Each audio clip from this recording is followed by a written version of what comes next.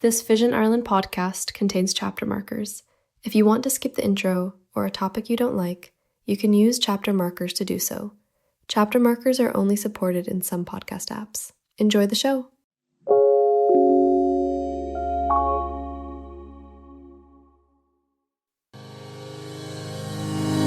Welcome to Talking Technology with VI Labs. At VI Labs, we believe technology is the single greatest enabler for people with sight loss and all disabilities. If you're looking for the latest news and conversation on tech from a more accessible perspective, you've come to the right place. You sure have. Hello gang, welcome in to Talking Technology with VI Labs episode 107. Hope you're keeping well. We're already in March. Can you believe it? 3 months into the year already. Time flies when you're having fun, as they say. And we've been certainly having fun here in Vision Ireland. We've been changing things up. You may have noticed that our newsletter has moved from Friday. It's back a day now. We're on Thursday, giving you more time to explore what's going on in the world of technology. So we've Talking Technology on Tuesdays and Tech on Tap on Thursdays. So we're making little changes, but hopefully people are enjoying that, and hopefully it's fitting in a little bit better into your week. But again, for today, well, we've a packed show today as well. We'll be chatting later on about Zippay, a new payments service from AIB, Bank of Ireland and PTSB. We'll be chatting about that later on. But our main topic is all about weWALK. You may have heard of the weWALK Smart Cane before. We'll be learning about the weWALK Smart Cane 2. And we will also be sharing some exclusive news. Yes, we got a podcast exclusive all about the WeAssist service. So we'll be discussing that with Marc Feghali, who is the Chief Innovation Officer at weWALK, in just a little bit. But if you would like to get in touch with us, we love hearing your comments, your thoughts, all of your views on technology. We really do love to hear from you. So we would love it if you would send us in a WhatsApp voice note or an email. And here is exactly how you can do that. So if you want to join the conversation here on Talking Technology, we would love to hear from you. You can send literally anything at all related to technology, whether you've got a new toy that you're trying out, maybe you've discovered something new or you've found something fancy that you like. We'd love to hear from you. The number that you need on WhatsApp, it's 086 199 0011. That's 086 199 0011. And if you need the country code for Ireland, we don't say that enough, by the way. We know we have lots of people listening from around the world. If you need the country code for Ireland, it's 353. So the number that you need, 086 199 0011, if you'd like to get in touch. We would love to hear from you. You can also send us an email to content@vi.ie. So whether you would like to send us an email or a voice note, we'd love to hear from you. Remember, a voice note's not a call. You want to use the voice message button at the bottom right hand corner of your screen. But 086 199 0011, that is the number that you need. And to go through voice notes that we have gone in the week gone by, I'm joined from Kilkenny by Mr. Joe Lonigan. Joe, how are you? Hi David, I'm good, thank you. Excellent stuff. How's your weekend been, Joe? Yeah, weekend quite enough. Look, and I suppose we had a break from the rain. Imagine. I know. And we had and I think it was National Women's Week on Sunday, and now somebody said it's National Women's Day on Sunday, but somebody came back and said it's National Man's Week this week. I can't subscribe to that. I think the women deserve it a bit more than us, Joe. No, because someone said it's because of Cheltenham, and then it's Paddy's Day and Monday's Club and all this kind of stuff. So well, that's true too. Yeah. There you go. I think the women deserve a bit more of a break than we do, but there you go. I actually this weekend I ended up at the Disrupt Disability Arts Festival. It took place in Dublin. Some really interesting stuff. It was definitely more geared towards people who were deaf or hard of hearing. But I ended up at my first disco, Joe. It was an Irish Sign Language disco. A very weird experience, but very fun too, it must be said. Yeah, well, that was a different disco. You're late in the day to discos, David, but at least it was different. The first one to go to, it was very different. So yeah, I imagine that was a good experience. Great experience. I actually loved as well. So before the disco, there was a totally separate event It was a theatre show. It was called Marc of a Woman. It was basically, it was a deaf performance artist, and her show was completely through British Sign Language and visual vernacular and stuff like that. But the show had audio description, and also interestingly, we had these like vibration straps. They were called Wooger straps, Joe. And they were kind of like these little, the best way I can describe them is if you've ever felt a hockey puck, and you place this hockey puck kind of in front of you and it straps around you. And then through different kind of scenes in the show, so as the person gets like a tattoo or is running in and out of the sea or heartbeats or different things, you had different vibrations throughout the show that was all synced with the sound and stuff like that. The whole thing, I must say, was absolutely superb. The storytelling, the audio description, everything. I couldn't fault any of it. So no, I thoroughly enjoyed the Arts Festival over the weekend, and it's great to see accessible stuff like that for people with different disabilities. It was a shame there wasn't that many visually impaired people there. It definitely skewed more in the range of, say, people who were deaf, people on the autism spectrum, and a few other kind of disabilities as well. But it was really good to see an event like that happening in Dublin and happening at scale in Dublin too, do you know? Yeah, sounds interesting. Art really does make people think outside the box as well. And I noticed Tottenham Hotspur Football Club have murals on their on the wall of their stadium at the moment with audio description. And you can access that audio description through QR codes.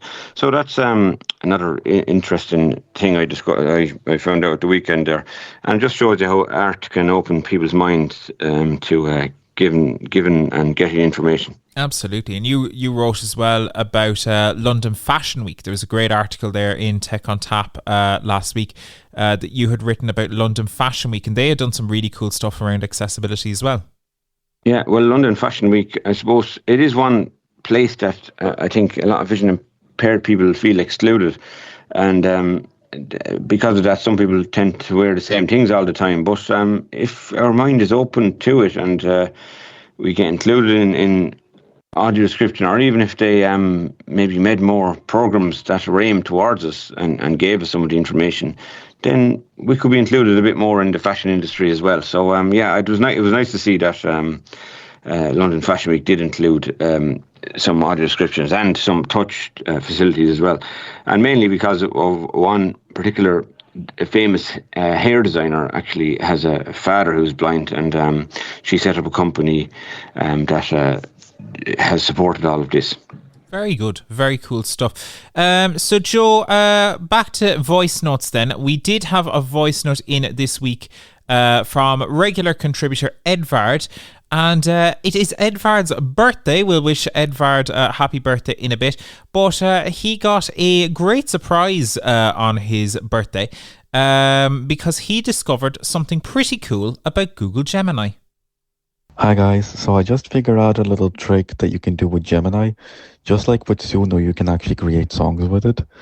Somebody actually showed me that yesterday, and we were messing around creating songs for my birthday, as it was my birthday yesterday. So we were creating funny songs, but it's actually really cool that you can do that. You don't even have to have Suno. You can do that with Gemini as well, and I didn't know that. So there you go. Pretty cool. Absolutely, pretty cool indeed. Belated happy birthday, Edvard, from all of us here in Vision Ireland. I love how loads of service users just send us in their birthday messages now. I love this. Yeah, well, happy birthday. Maybe that's the real reason you sent it in. Who knows? But anyway, going back to Gemini. Yeah, Gemini is a great tool, and so great that Siri are going to be integrating it into their own smart assistant service. A little bit, some people might say that's a little bit embarrassing that Apple are relying now on a Google product, but it's also good that they're combining. But creating music with Gemini and all these kind of things, I actually don't like it because authenticity goes out the window a little bit. But it is a cool idea and all that kind of crack, and it's fairly amazing the way AI has got to that level that it can create music. But I think music poetry, things like that sometimes should be left alone. But yeah, it is cool, in fairness, that it can do the same as that Sunu product. Yeah, I think I've started to agree with you a little bit more and more. I think a lot of, like, at the start, I thought this is really interesting, and it does absolutely allow people, especially if someone's not able to create music on their own, it does allow them to be creative in some really interesting ways. But I think the problem that you run into a little bit is it goes back to that conversation that we've had before around a lot of AI slop. And you can definitely end up with what you'd call AI slop songs. I've definitely heard them in like advertising and stuff like that. And it's disappointing, you know? Yeah, a lot of things on the internet now, introductions to stuff and people making announcements. It's all very samey, you know what I mean? It's all very AI driven and written with AI, and you're like, oh, not another one of these 200-word messages that has been created with AI, you know what I mean? Yeah. Whereas if it was made by the person themselves, it would be fairly unique and might sound a bit more interesting. Sure. But yeah, I know what you're saying. Yeah, AI slop. I've noticed then as well, sometimes you can ask your smart speaker to play a song by a certain artist, and it will be that artist, but their AI voice, and mixed. Sometimes they'd mix it with another artist, and you think Teddy Swims is singing with Beyonce, but it's not really them at all. It's the AI versions of it. So yeah, I don't like it, David, but look, everyone's into their own thing, so I'll leave them at it. But as long as, look, Edvard, you enjoyed playing around with it, it's actually cool to play around with these tools. Yeah, absolutely. And again, happy birthday, Edvard. A reminder to people, if you want to send in voice notes to us, you can do so on WhatsApp 086 199 0011, the country code there 353 if you need that. And we would absolutely love to hear from you. You can also send us an email to content@vi.ie. For now, thank you very much, Joe. And Joe will be back later when we're chatting all things talking technology news.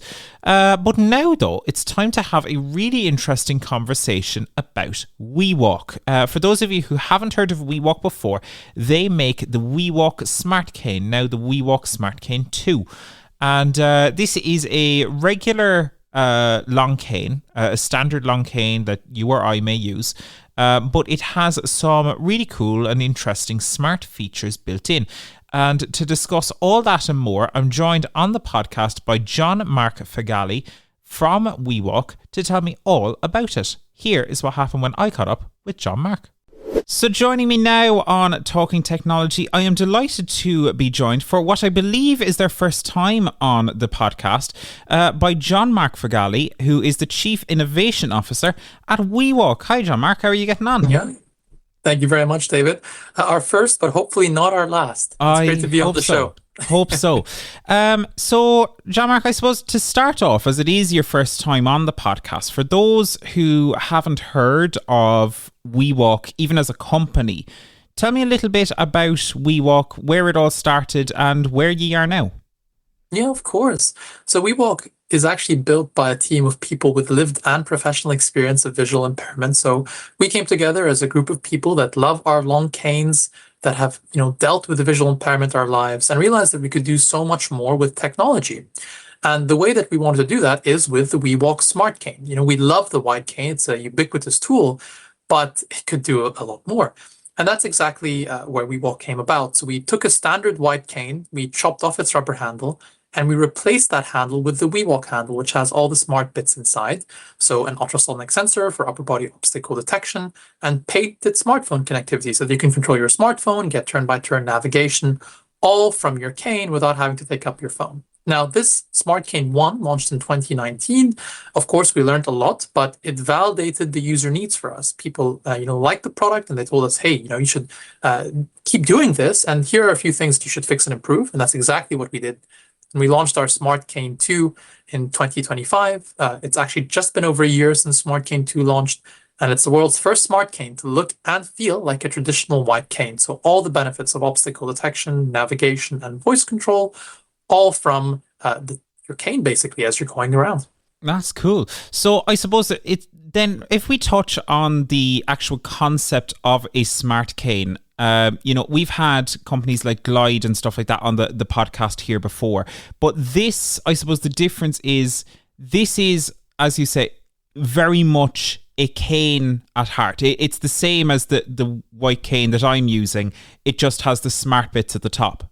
Exactly. And you know what's interesting? When we pitch weWALK to people, we say, well, we expect you to use weWALK 80% of the time switched off. And that's a weird thing for a tech developer to say, but that's the whole point. It's technology that you don't have to think about. It's not like you have to actively think, I've now got to pick up my weWALK and switch it on to get mobility, but rather it's integrated into that product that you would just never leave the house without. I know I would never leave the house without my cane.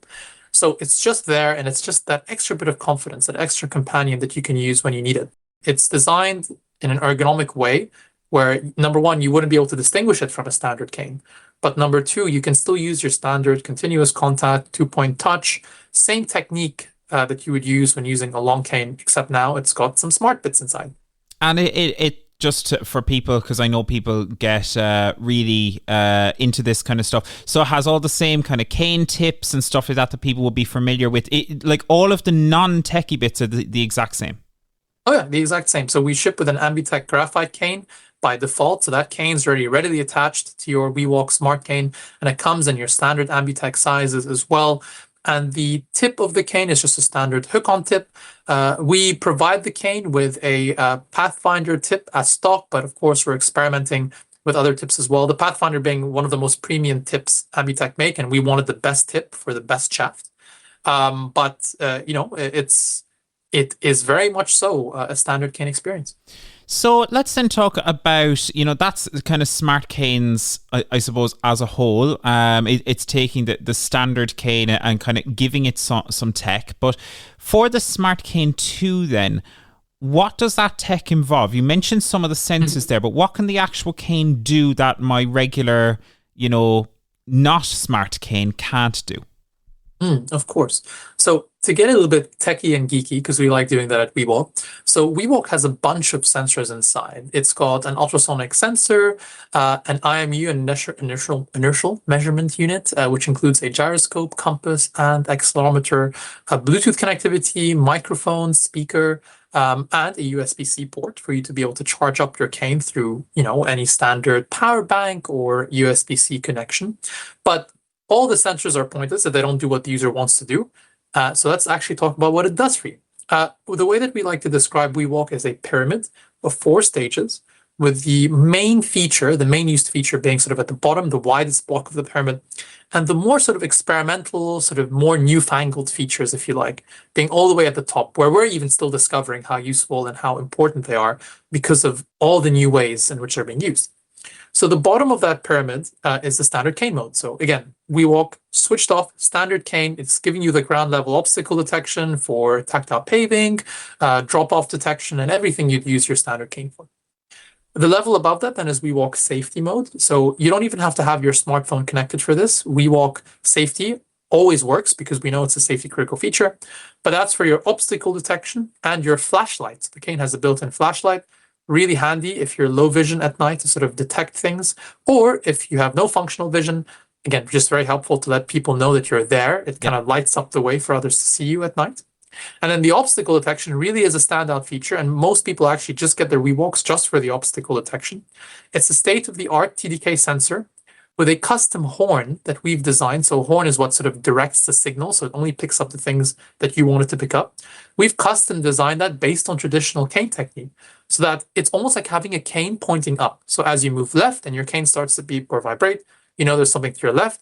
As you move it to the center, it doesn't pick up anything. It means you're good to go forward. So the width of that obstacle detection is almost like the perfect width for you to be able to pass an obstacle. Okay.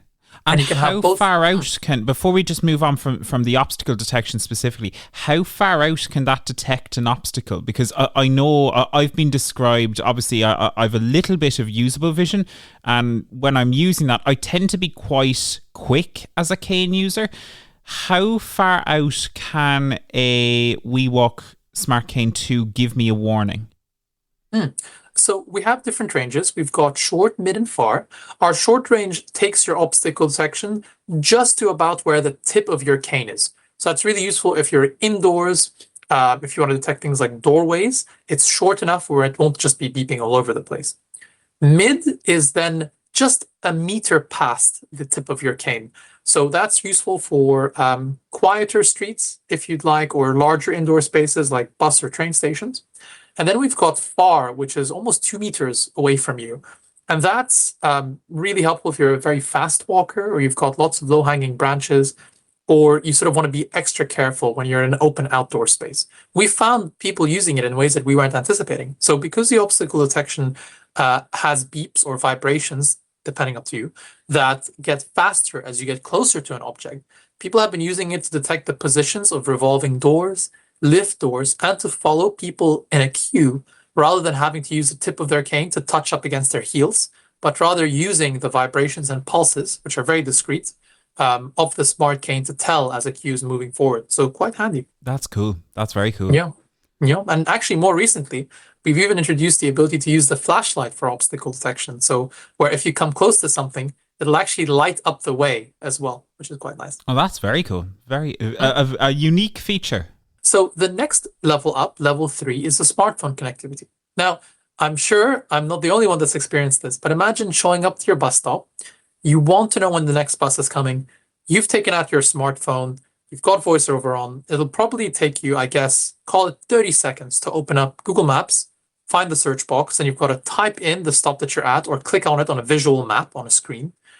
Then scroll down, select transport, and then check out what options are coming. I reckon that would take 1.5 minutes to 2 minutes, on a good day. Yeah. And that's assuming it's not raining and that you're sort of still. Sure. And that was a problem because by that point, 3 buses would have passed. With weWALK, by connecting it to the weWALK app, which again, we've built from the ground up, which collects data from Google and Move It, we've recreated this whole public transport and walking navigation experience in a way that can be totally controlled from your cane. So you can just leave your cane in your pocket, and you can use the buttons at the front of your cane to then quickly open up a menu, either the Explore menu or the Transport menu or the My Places menu. Say you click into Transport, you can then see the stop that you're at. It'll just sort stops based on distance. And if you're at that stop will come up. Yeah. You can then click a button to dive into that stop. And you can select between the different transport lines. You can see what approaching buses or trains are coming.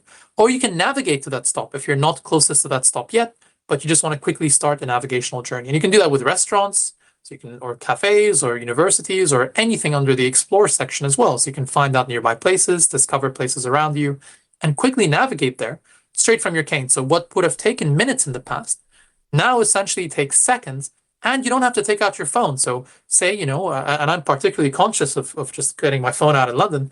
You can just leave it in your pocket. You're controlling everything from your smart cane, and you're getting that information in a much faster way without occupying 2 hands as well. And for that exploration feature where you're navigating as such, is that using, say, spoken directions? And you mentioned the cane has a compass and stuff as well. Mm-hmm. So if I'm traveling along using my smart cane, what am I hearing, feeling, all of that during that guided process? Yeah, I'm glad you touched on that compass, because that's, again, another key part of how we do navigation. So weWALK's navigation system is spoken. So it'll talk to you. It can either talk to you through weWALK's built-in speakers, or it can send that over Bluetooth to a wired or wireless headset. So anything that's connected to your phone. And weWALK will give you turn-by-turn directions like any other app, except our ones are a lot more detailed, and they use the compass that's built into your smart cane. So we can give directions like your target is at 12 o'clock, 500 meters, take a 3 o'clock right turn onto Queen Street, if we're making up street names. So that use of clock directions or cardinal directions, if you really want north or east, or even simple straight, slight left, sharp right, for instance, is all made possible because we're using the compass inside weWALK. So you can put your phone in any orientation, in your backpack, in your coat pocket, but your navigation will remain accurate because we've calibrated that compass to always be pointing forward. It's in your cane. We kind of know you're moving in that forwardly direction. Yeah. So we can provide much more customized, granular navigation that can talk to you every 20 seconds or every 20 meters, unlike the traditional mapping apps that, only give you very brief directions like turn left in 50 meters. But what does Yes, that really yeah. mean? How sharp is that left? What if it's a junction with multiple lefts? Here you can understand if it's a sharp, slight, and you can, if you're a very seasoned traveler, you can have it not talk to you at all. Or if you're the type of person that loves to hear everything, you can set it to always talk to you. Awesome stuff. And what are the most then, those are, I guess, the main features of the weWALK Smart Cane. Is there any kind of experimental stuff then that, beyond that point, or even stuff down the road that you're looking at? Obviously, you're not going to want to give away all your secrets, but where can this technology go? Of course. So actually, we've just had something now that's leaving the experimental phase and moving into a mainstay in the product. And that's our voice assistant. And that's that tip of that pyramid, that fourth level. Now, everything that I've described so far is controlled by you either pressing a button and then weWALK responding to you. But we haven't discussed actually speaking to your cane. So having a conversation with it, asking it questions and interrogating it with your voice. And that's what our AI assistant is for. So powered by Google's Gemini, we've created an AI voice assistant built into your smart cane, where you can literally take out your cane, hold down the circular button that's built at the front, wait for the beep, and then you can ask weWALK practically anything. You can ask it, where am I right now? Very useful feature, just simple, where am I? And it'll give you your address. Nearby restaurant, nearby cafe, it'll read out what's nearby. But the real value of this feature is a general knowledge question. So say you're out in a new city, or you want to learn more about a tourist attraction like Big Ben or something, you can simply ask it, tell me more about Big Ben, or what's around me, or what can I do in this city? You can even ask it about recipes. So say you're out grocery shopping, you don't want to take out your phone, you've got groceries in your hand, but you've got your cane in your hand because you always have your cane in your hand. You can just hold that button down and ask it, how many grams of beef or salt will I have to use to make this recipe? And again, that's the cool thing here is that because it's powered by AI, yes, it has some genuinely useful features, but we're still discovering ways in which users have, used or asked questions that I guess we just don't anticipate. And we keep hearing this great feedback of someone saying, oh, I used WeAssist to do, our AI assistant to do this. In things that we hadn't expected, which is great. And in terms then of, you mentioned one of the things I think is really cool there is that kind of real-time information, where am I? Is that something that has expanded? Because the way I could imagine myself using that is, let's say I'm standing at a bus stop, I quickly ask my cane, when is my bus coming? Are we at that point yet, or is that an area that can be looked at down the road kind of thing? So the thing is, for questions like that, I would still recommend using our voice menu feature because it is faster. So in the sense that if you click a button, I guess that's us saying that level 3 is so good that it's an easier way of doing it than level 4 for really quick information. So say you want to find out the next bus, that is literally just 3 button presses to get to from your standard cane button menu, which we call the voice menu. So you click onto it, you go transport, nearest bus stop, and your bus stop is there. So that's kind of how we anticipate people using that public transport feature, because it's just easier. You don't have to ask it. But totally, if you really wanted to also ask your cane questions like that, then you could. And it's getting more and more integrated with the device as we keep progressing it. So for example, you can now ask it questions like, what's my battery level? And it'll also do that. And we're still finding new ways that you can control device features, again, without having to take out your phone. So before we move on to your WeAssist service, just a few quick fire questions then. You mentioned battery life. What is the battery life? How often am I going to be charging my cane? Yep. So it'll definitely get you, even if you're a superpower user, through a whole day at least. Sometimes even 2 days. So the battery life is good. So we've had conferences where we'd start the morning doing demos from 9 all the way till the evening, till about 5 or 6 p.m. And we'd have everything switched on, which I guess isn't totally realistic if you're, unless you're walking 9 hours a day, which is, that's good for you. But it can get through the day. So the battery life has been good, and it keeps getting better because we can keep updating through firmware updates. So we can make things even more efficient. And if you're ever in a pickle, it's very quick to charge and can charge from any USB-C cable, phone bank, your laptop, your phone. It's pretty easy. How much is happening on the actual device? This is something I noticed with the first generation weWALK, is it was doing a lot, I suppose, through the phone. And that did introduce a little bit of latency back then. How are things on that front now? Yeah. Oh, a lot better. So the obstacle detection and flashlight will always continue to work from your smart cane because they're safety critical. But the navigation and exploration features will continue to require either an iOS or an Android smartphone. And that's just because it keeps everything up to date. Because we draw live information from Google and move it, it basically just makes sure that we've got the most up-to-date maps. Okay. But also, unlike the first version, because we have so much control over a Smart Cane 2, since we've engineered every single part of the hardware, we can push out those firmware updates that I mentioned earlier through your smartphone. So say we roll out a new feature like being able to use your flashlight for obstacle detection, or the brand new, very exciting different voices and different speech rates, which I know was a highly demanded feature. That's very important. That's just a simple software update. So we just pushed it out. Users got a App Store update on their phones. When they open up the weWALK app after updating it, they then got another message to say your Smart Cane firmware needs to also be updated. Takes 4 or 5 minutes at most. And then they've got a brand new Smart Cane experience without having to send in their canes or do anything differently. So that's one of the benefits here of having that software platform, is that the Smart Cane that people are using today has been improved, significantly from the Smart Cane that they had purchased a year ago. 2 last questions then on the Smart Cane. Will it work when it is raining? Yes, we are now IP44 rated, so it is good to go in most day-to-day rainy situations in the UK. So I've been using mine outdoors with absolutely no problems. Of course, you cannot go ahead and dunk it, so you shouldn't dunk it in a bath or go swimming with it. But if you treat it like you would treat a regular cane in terms of just going out and about, regardless of the weather, you should be good to go. So final question then on the Smart Cane. Where can people find out more and get pricing information if they're interested? Yeah, that's a great question. So I'd always direct people to our website if you want to learn more about the product's features. We always have lots of great content there about how people are using their canes and what's new and exciting. And if you'd like to make a purchase, then do visit the lovely Sight and Sound Technology. So they deal with our Smart Cane distribution, providing support, and actually getting you a Smart Cane in Ireland. They're lovely to work with, a great group of people as well, and knowledgeable on the product. But of course, we're also here as a team if you ever need us. So do reach out to us if you ever want more information. Brilliant stuff. Excellent.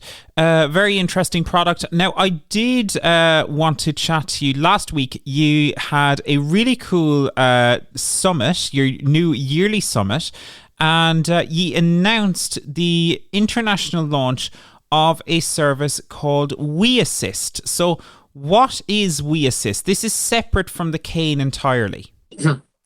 Indeed it is. So the beauty of WeAssist is you don't need a smart cane to benefit from it. It was a service purely developed by us because we saw a gap in users' needs and we wanted to fill that without making users have to download a separate app.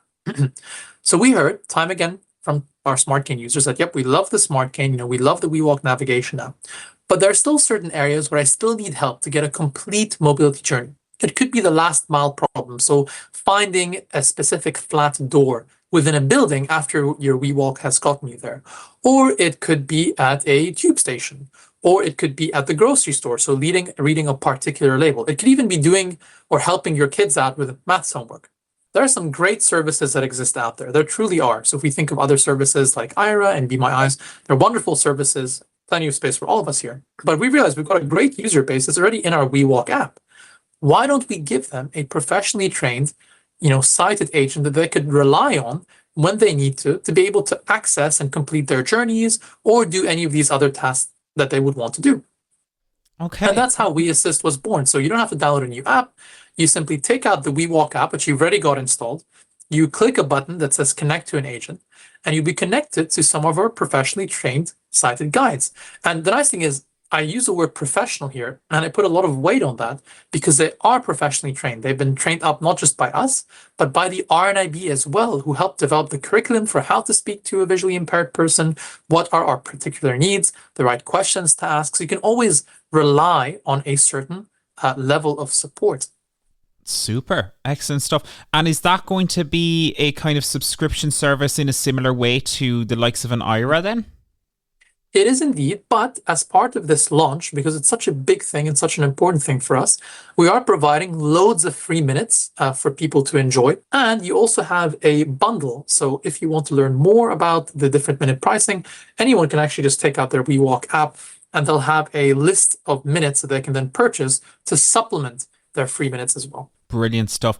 Now, you did announce at the summit that the WeAssist service is coming to, I believe it's already in the UK and Turkey, but it is coming to Canada, the US and Australia. Notably in the summit, you didn't mention Ireland, but I believe you have a secret to share with me. We do, which is why we were so excited to come onto the show. We will actually be launching WeAssist in Ireland in mid-March. So, of course, we'll be providing exact details and dates. I'm sure that'll come up later post-podcast, but that's something that we're very much looking forward to. And we really hope people in Ireland benefit from the service and start making those WeAssist calls. Absolutely. Really looking forward to it. So, Jean-Marc, before we let you go, you mentioned it there with the Smart Cane, but for those who want to learn more about WeAssist, weWALK, the apps, all of that sort of stuff, how can people find out more and follow the journey, I guess? Yeah, so we love it when people visit our website, but we also have great content on our YouTube channel. We're also quite active on social, so weWALK.io on Instagram and Facebook. We do try to get involved in the community. Again, as I mentioned, we are a team with lived experience of visual impairment, so we're part of that community. We love to engage in discussions. And on top of just the usual digital platforms, we're always at in-person events. So we're always traveling from places like Site Village in the UK to Site City in Frankfurt. The team's going to CSUN in March. So we love meeting with people face to face as well and talking about how we've used our smart canes, but also how our wonderful partners like yourselves, RNIB, CNIB, and everyone else that we worked with also uses our product. So if you don't speak to us, you can speak to them. And it's just a great experience. Brilliant stuff. Jean-Marc, thank you so much for telling us about weWALK. Thank you for joining us on the podcast. I'm sure it won't be the last time. And best of luck with Smart Cane 2 and WeAssist. Yeah, I appreciate it. And we're looking forward to all our listeners here in Ireland to feed back to us and to let us know how your experience has gone. Again, it means the world to us when people come up to us and say, I've used your technology to achieve X and Y. And that's perfect. So if you can come back to us and let us know, we'd be more than happy to hear your thoughts. Or if you think there's anything for us to improve. I mean, with WeAssist, it's such a key and important service for us. Anyone can make a WeAssist call, immediately upon launch. So if there's anything constructive, we'd love to hear it. Jean-Marc, thank you so much. Thank you, David. Thanks for having us on here. Great to catch up with the guys from weWALK. They're a really interesting product. I must say, I am definitely interested to see where that technology goes. We've had the conversation about Glide and other devices there, and I think it's an inevitability that technology is going to play more and more of a role in mobility. So exciting stuff potentially down the line. Joe, would you ever use a Smart Cane yourself? Well, yeah, I could see myself using one. I don't know if I'd pay big money for a Smart Cane myself, but yeah, it does sound interesting though, and the services that come along with it or beside it do sound fairly good as well. Yeah. There's so many tools you see on my smartphone that I use, and I just use a normal cane that I can just throw in the corner, and if I lose it's no big deal.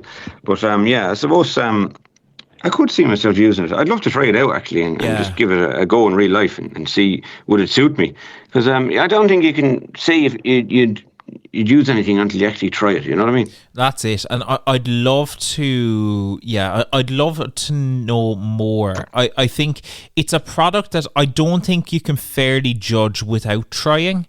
I think it's a really interesting concept. I'd love to have more of a view on it. They sell it really well, to be fair to them. They're really good at selling it, but other companies have done that in the past and to mixed results. So I'd love to actually spend, a week with it as my actual cane and make a fairer judgment then. But exciting stuff from them, and thank you to the team at weWALK for joining us. If you've tried a weWALK cane, if you have thoughts on smart canes in general, we'd love to hear your thoughts on that. 086 199 0011 on WhatsApp, or content@vi.ie if you would like to get in touch. Right though, moving on, we have loads of various supports here in VI Labs in Vision Ireland, and to catch up on two of them, I caught up with Elaine Power, one of our technology trainers, to discuss our virtual technology clubs and our brand new tech support hub. So here is what happened when I caught up with Elaine. Back now on Talking Technology for her second appearance. I am joined by one of our super duper technology trainers, Miss Elaine Power. How are you? Hi, David. I'm good. Thanks. How are you? Good, thank you. How have things been in the sunny southeast of the country of late? Not too bad. All is good down here. Yeah, sure. Just recovering from all the bad weather, but looking out the window today, it's the sun is shining, so it's all good. No fear of us down here in the southeast. Brilliant stuff. And so you've been on the podcast before, Elaine. We were chatting to you shortly after you got started here. You're over a year in, which is crazy. No. How have you found it over the last year? Settling in really well, David. I'm really enjoying it. The year is after flying by. Can't believe how fast it's after going, but really finding my feet now and really enjoying it. So yeah, it's been great. Excellent stuff. I won't ask you if you've a favourite technology trainer. That will be cruel. But what has been the kind of most common thing you've seen coming through the door? Like, is there anything that's kind of stood out to you and been exciting?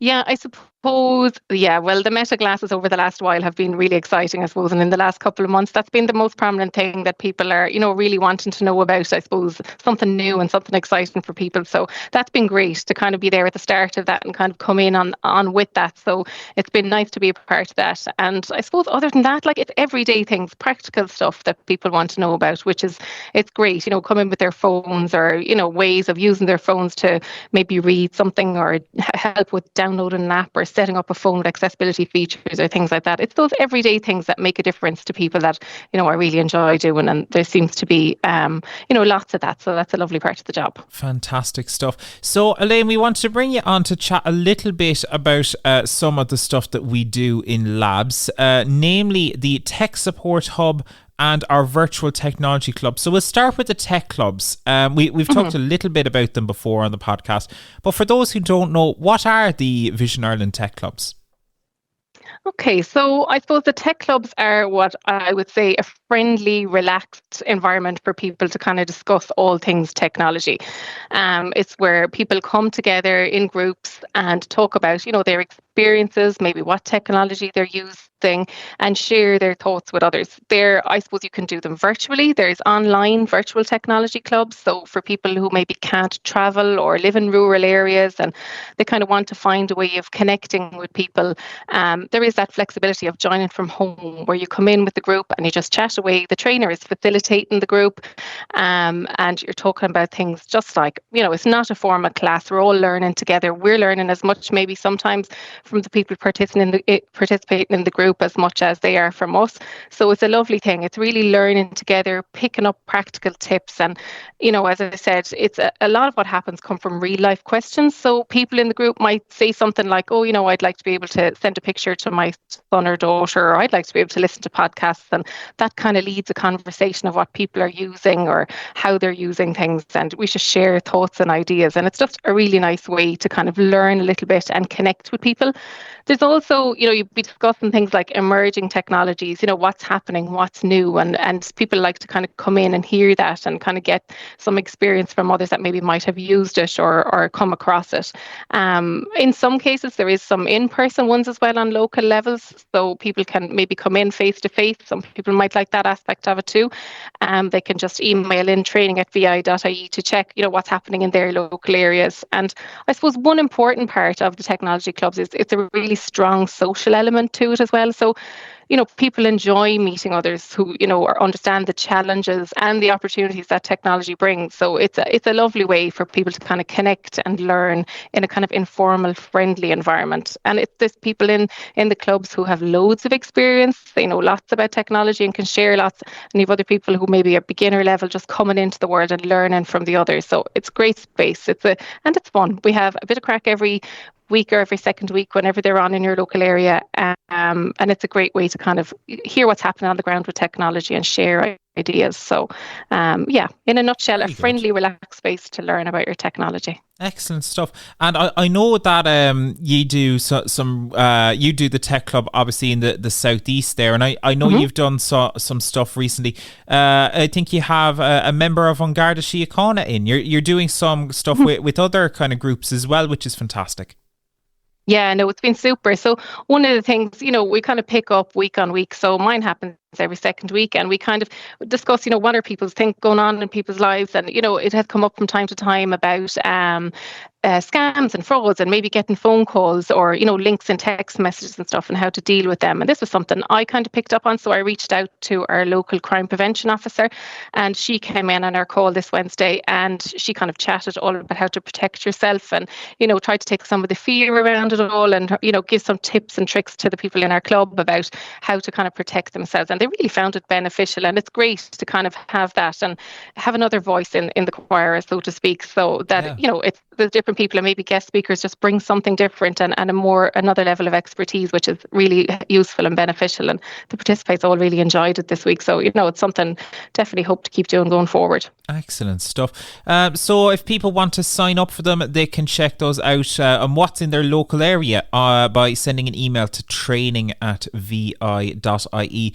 And another thing that you can access by sending an email to training@vi.ie is our tech support hub. This is a relatively new, Elaine, and you've been leading this. Do you want to tell me a little bit about the tech support hub? Yeah, so I suppose it's an online one-to-one support service. So you can connect in with a trainer over Microsoft Teams, and it's a kind of a personalized support. So we kind of notice that, people are coming into our tech clubs, they attend our group sessions, they attend the online 1-hour sessions that we do in the training, which is fantastic, and learning so much from all those things. Sometimes people might need something a little bit more focused or bit more personalized to them. So maybe putting some time aside in the month or in the week that, right, I'm going to connect in with Vision Ireland, send an email to training@vi.ie and ask for some one-to-one time. And we can be booked in then for a session where a trainer will call you back, have a quick discussion about what it is, maybe your challenges or your queries, and they'll arrange a time with you to kind of sit in and go through that at your pace. So it's not a formal class. It's very much a let's sit down together and work through this at your pace type of session. What is your difficulty or what is your query, and let's take our time and go with this at your pace. Maybe they want to learn or practice how to download an app, or maybe considering purchasing something new and they want some advice, or maybe again they were in one of the online group sessions and they're learning something from that, and maybe they get a bit stuck and they want a little bit of time to practice and run through something with a trainer. So that's what this tech support hub is about. It's just connecting in with the trainer, giving that time, setting some space aside to kind of have something a bit more focused and personalized to you, kind of ask your questions or help you or guide you along with something. So just kind of building your confidence and working through something with a trainer so that in future you maybe might be able to do it independently. So that's kind of the gist of it. Yeah, brilliant stuff. So Elaine, before we let you go, I suppose the one kind of thing that comes up time and time again with this sort of stuff, if someone's perhaps a little bit uncomfortable, maybe they haven't joined a group like this before or anything like that, what kind of advice would you give them just to say, that they can do it? Absolutely. I think first of all, take the first step, email training@vi.ie and connect with the trainer. The trainer will call you back, put your mind at ease and have the chat with you and inform you about how it all works before you ever come in on a call. If you feel uncomfortable about Teams or connecting in on anything, the trainer will help you with all that and set you up right before your very first session on anything. So it's important first and foremost, connect with your trainer and have that conversation and discussion.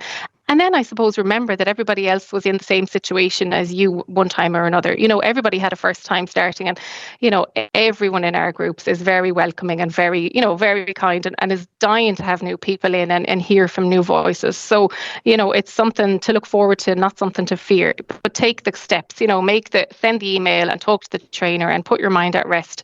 And, if it takes a little time to grow your confidence to come into the group, then work on that with your trainer. But that's the way to go for sure. Absolutely. Elaine, thank you so much. Again, if people want to sign up for either the Tech Support Hub or their local technology club, you can send an email to training@vi.ie.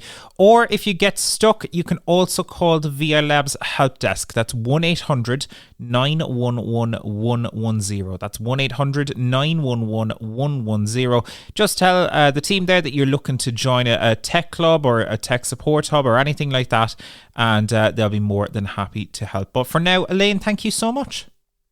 Thank you for having me, David. Great as always to catch up with Elaine on the podcast, and great to hear about some of the supports in VI Labs. If you want to sign up for a tech club or anything like that, you can get in touch. Just send an email to training@vi.ie. But now, though, it's time to cross to Daniel Dunn for Talking Technology News. This is Talking Technology News. So with your latest Talking Technology News, I'm Daniel Dunn. Apple announced a number of new products last week, included updated MacBooks, iPhones and iPads. The new iPhone 17e has been announced as an upgrade from the 16e released last year. It has a lot of the same Apple Intelligence features and functionality from the regular 17, with a few features cut in order to reduce the price. While it's not Apple's top-of-the-line phone, it has all of the basic features and works well for use of Siri and other similar tasks. If you're looking for a phone for an older family member or indeed someone just getting started with iPhones, the new 17e is looking like a really strong option. Apple has also introduced a new MacBook lineup called MacBook Neo. Similar to the iPhone 17e, this is designed to be a new entry-level MacBook, and while it doesn't have a fantastic processor or anything particularly fancy, it's just word processing and checking emails that you're doing on the Mac, then it's looking like a good potential option. There is always a question over the longevity of these devices with slower processors, but that is a question that can only be answered with time. On the Pro side, there have been upgrades to the MacBook Air and Pro lineups, including the new faster M5 Pro and M5 Max chips, and there is also an updated iPad Air which now supports M4. Apple has not significantly raised the prices for these new products, so they are generally being well received. They are absolutely not for everyone and are at the extremes of both entry-level and high-end devices, but they are welcome upgrades for those who will benefit from them.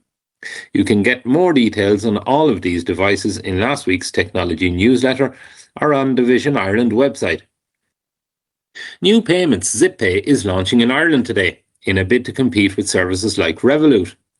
Zippay is different to Revolut in many ways, as it does not use its own app. Instead, the service is integrated into the apps of AIB, Bank of Ireland and PTSB. It allows you to send payments to someone using just their phone number, with those payments happening instantly. We don't know much yet about the accessibility of the services, but hopefully the European Accessibility Act means that accessibility will have been baked into the product as it was created. Competition in the banking space is heating up in Ireland at the minute, as fintech company Monzo, who interestingly have a very accessible mobile app, is also launching in the Republic of Ireland quite soon. Have you used the Zippay service yet? If so, how did you find it? Let us know your thoughts with a WhatsApp voice note. And now a list of upcoming webinars and courses from Vision Ireland. On the 12th of March, we have accessibility on a smart TV. On the 19th of March, we have booking a hotel. On the 24th of March, we've got Zoom training. And then on the 25th of March, we've got transition to secondary school organisational skills. Then on the 26th of March, we got introduction to entertainment apps. Then we've got our technology support hub, as mentioned earlier, on the 27th of March. And online shopping tips and tricks is on the 31st of March. So if you're interested in any of these online webinars and courses, please do drop an email to training@vi.ie. And finally, for now, Ring has announced a new Irish accent voice is coming to the Ring video doorbell. The new voice will be able to respond on your behalf when you're away through quick responses triggered through the Ring app. However, the new Irish voice is only available to Ring Home subscribers. The new voice is that of 25-year-old Isabel Mícheál.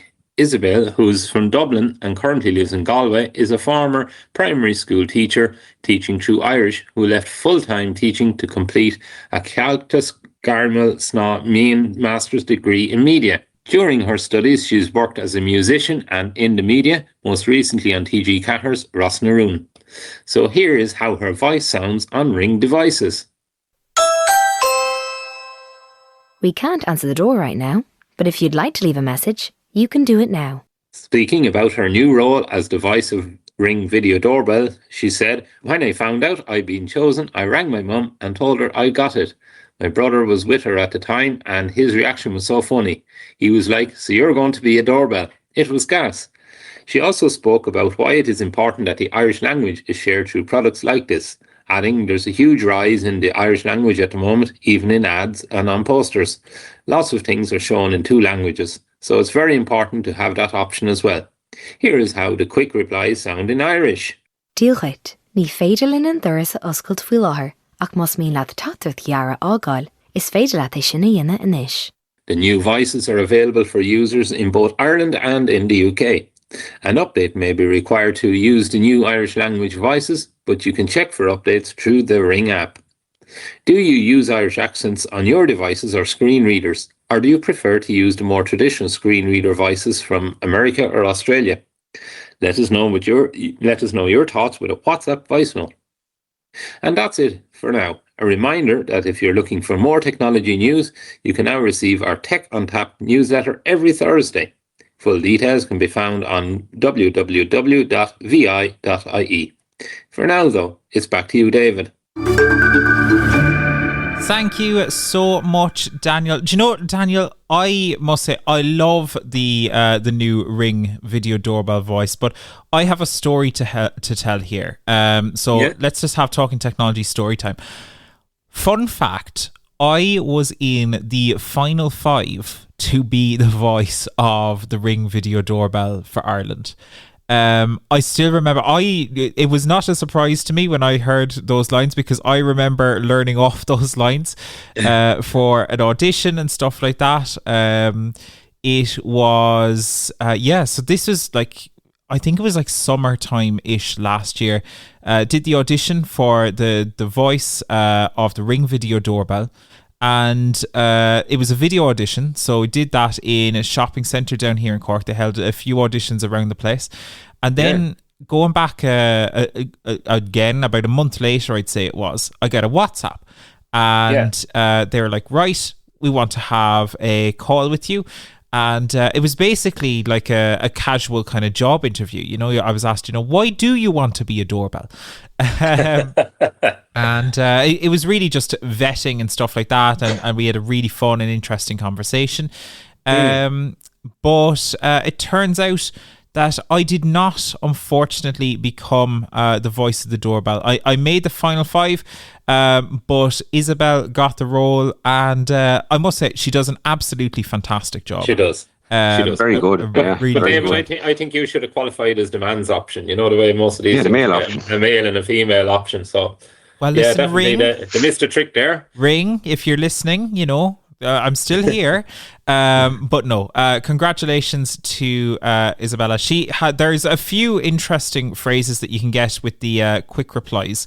So you have the standard ones, but you also have handy ones like, "Hi, it may take a moment to answer. Please wait." So that's fair enough. There's also a shorter kind of version. "Hi, we'll be right there." And there is also a version if you are getting a parcel. "Please leave the parcel outside. If you'd like to leave a message, you can do it now." So there you go. And in I suppose, a similar tone to what I was told when I found out I didn't get the gig, there is also an option when you kind of sometimes, sometimes, lads, you just need to tell someone to kindly go away. "Sorry, we're not interested. Have a great day." There you go. So yeah, there's some interesting ones. But would you use an Irish accent on your doorbell, Joe? Without a doubt. I would have used. I would have even used yours, David. But no, look, it didn't make the cut, unfortunately. No. So, but no, I will use. I will actually use that. The Irish accent, Isabella's accent there is very, very nice. It's a bit similar to the Siri Irish voice, but I would use it. Absolutely. Well done again, Isabella. Great stuff. And who knows? Maybe I will be the voice of a different doorbell in the future. Maybe Nest is listening. I know that bus Aaron bus. Mind the door. That it keeps telling you to stay away, stay out of the way of the door. The boot when it opens up. Yeah. It's one of those. There you go. So that's it. There's roles for me there yet. I might not be a doorbell, but who knows? No, you'll be famous, yes. Yeah, we'll get there, we'll get there too. There is some other stories that we didn't get to touch on in the Talking Technology news. Before we touch on that though, Zippay, I did get to try it in the AIB app. It did show up in my app literally about an hour ago. And it seems to be decently accessible, which is really good to hear. I don't know what it's like for PTSB or Bank of Ireland customers, but if people have thoughts, do let me know. You can send us a WhatsApp message 086 199 0011. We'd love to hear from that. Hear from you on that. But there is some other stuff. Daniel, you said there's some really interesting updates coming to Android. Absolutely, David. Yeah, this kind of popped up in my news feed over the weekend. So Google have announced that they're bringing changes to Android. They're going to allow other app stores onto their devices. So for the moment, some people might be saying, well, there's already a Samsung store. Yeah, but those stores are just for approved manufacturers that use the Android platform. I think one of the bigger stories in recent times was there was a long legal battle with Epic Games. So they removed Fortnite from Google Play. So that was to much disappointment, I suppose, of the younger members out there. But I suppose over the last 4 or 5 years, the tide is changing, and I suppose in part that. Remember, I think we had it on the news there a few months back that the EU are encouraging Apple to allow in third-party apps as well. So it seems Google is just going to go for it now at the moment. Europe and the UK are going to be the first places where this will happen. But I think for our listeners, probably one of the biggest changes you see is. If you want to use the Kindle app and things like that, and you want to be able to, purchase your books, that you'll be able to do it now. You'll be able to buy them directly within the app instead of having to go out to a browser and pay through that to get access. So it probably just streamlines more things for Android users. Probably means the return of Fortnite and things like that. Epic Games will probably return back to the Epic Games for. Anyone that doesn't know, they have their own app store that you download all their games from, so you won't really find them on. You won't find them really on Play Store. So yes, it's going to open it all up. Also, payments for people producing apps and things like that. They're not necessarily going to be all going through Google Play's billing anymore. So it opens it up that providers like Stripe and the numerous other ones out there will be able to process payments on the Android platform. So I think it's good development overall. It's going to mean potentially price cuts in some of the apps out there. Also means more availability and more competition. So good all around, I think, for the consumer. We'd hope. Yeah, absolutely. I'd say Stripe are delighted. But then we also have in other news as well a service. Joe, you pointed this one out. TheReplay.ie. This is a new archive of material from Mícheál and Muircheartaigh. Yeah, that's correct. I know. Look, Mícheál and Muircheartaigh passed away a few years ago, but. His archive is still there in RTE, and RTE, in collaboration with the Alzheimer's and Dementia Societies, have put this together. And the good thing about this for us is it's all audio. So it's all the audio recordings of all the GAA matches that Mícheál and Muircheartaigh has commentated on. So if you're a Tipperary fan or Kenny or Offaly, whoever made it to All Ireland's over all those years, you can listen back to them, and I know it'll rise up some great memories for people that might have dementia or Alzheimer's, but it's also a great archive for anyone that's really into older audio or anything. It was 2010 that he retired, so anything from 2010 backwards. And who knows, this might open up another vault of archives, and they might add to it down the line. It's not 100% accessible, but it is fairly good. and it works decently with VoiceOver on an iPhone, and I also tried it with JAWS, and the combo boxes don't work very well with JAWS, but I got there eventually. And but there is a list of popular games that you can go through the headings and click listen and then click play, and it plays the match, and very good. Excellent stuff. Yeah, it's we called him a legend on the podcast before, and I think that's a fair word to use. But yeah, you can check all those out on TheReplay.ie. We'll include that in the show notes as well for people, for those of you who are interested in that. Interestingly, on RTE, they have done an update to RTE Player recently. Where now, if the app detects that you have VoiceOver turned on with RTE Player, it will automatically ask you if you would like to turn on audio description and stuff like that, which is really cool. That's a good feature, I think. Yeah, some really interesting stuff. So good job them. We didn't even get to touch on the Apple stuff. An iPhone 17e, new MacBooks. There's some exciting stuff in there. Yeah, I think the iPhone 17e, I'm glad they brought out a newer version of this. I suppose you could call it their entry-level phone, even though it is €700 plus. But it doubled the memory, the starting memory, and it also supports MagSafe products, that charging products and things like that. So look, it's an improvement to the previous version, and I'm glad they brought it out, because it proves that they will. There's a demand out there for that type of phone, and it also will hopefully keep it going for newer versions in years to come. Absolutely. Daniel, there's been a lot of commentary in the States about the MacBook Neo. This is the new cheaper MacBook, and how it could conceivably be used even in school contexts in exchange, say, for like a lot are using things like Chromebooks and stuff like that now. Could you see that being replicated in Ireland, or is that a pipe dream? No, I definitely can see it being replicated. For me, Chromebooks, while they do have accessibility features, they're not very refined or polished overall, I would have to say.